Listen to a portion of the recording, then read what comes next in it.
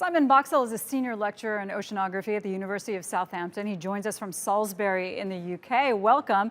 So tell us, is there real damage that we're actually seeing to marine life? What is this doing?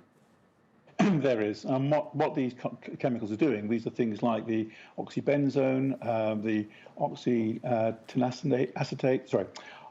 octine oxetate. These chemicals are building up in the oceans in quite large numbers, and they're measurable. Scientists have actually measured these things in fish, in shrimps, and in corals, and they disrupt the life cycle of corals in particular. Now, corals are already under great threat. They're under great threat from things like climate change, under great threat from things like increased pollution, nutrients going to the oceans from land. And although sunscreen isn't sort of the top 3 bad things that hit corals, it's up there. And it's one thing we can do to improve the life of our oceans. Now, people will argue this is a small amount of material going to the ocean. Surely, I'm putting a little bit of sunscreen on my body, it washes off in the ocean.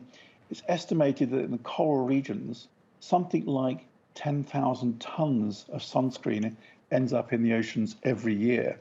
So if you suddenly turn around to someone and said, we're going to take a small tanker and wreck it in the middle of the ocean, they'd be horrified.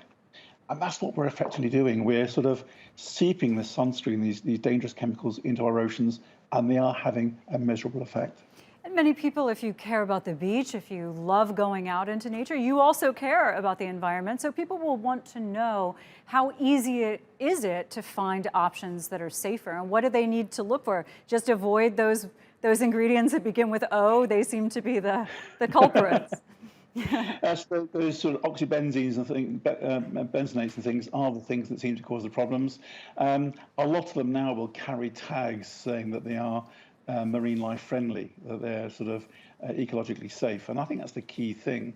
As with many washing products and many household products these days, they're sold as environmentally friendly.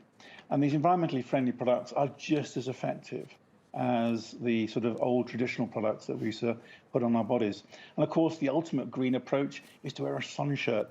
Perhaps not very popular, but it's really good at sort of cutting back on the harmful UV rays and is totally environmentally friendly. But there are alternatives, and there's no reason not to use those alternatives.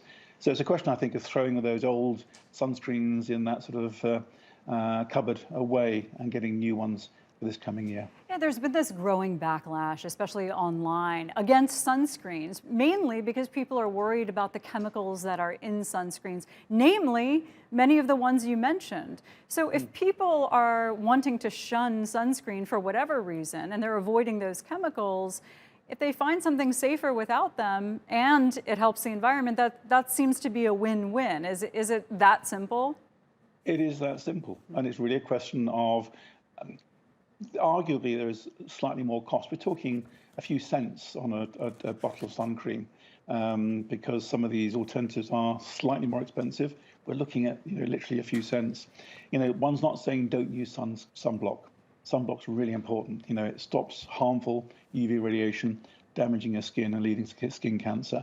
So no one's saying stop using them, but just make sure you're using the safe ones. The unsafe ones have been banned on sale in many places. As you mentioned, Palau is the latest island chain in the Pacific to ban these sunscreens. And they will be looking out very closely for these, both in the shops and in people's luggage as they go into the country. Simon, thank you for making it seem so easy and happy for us. Appreciate it. Thank you.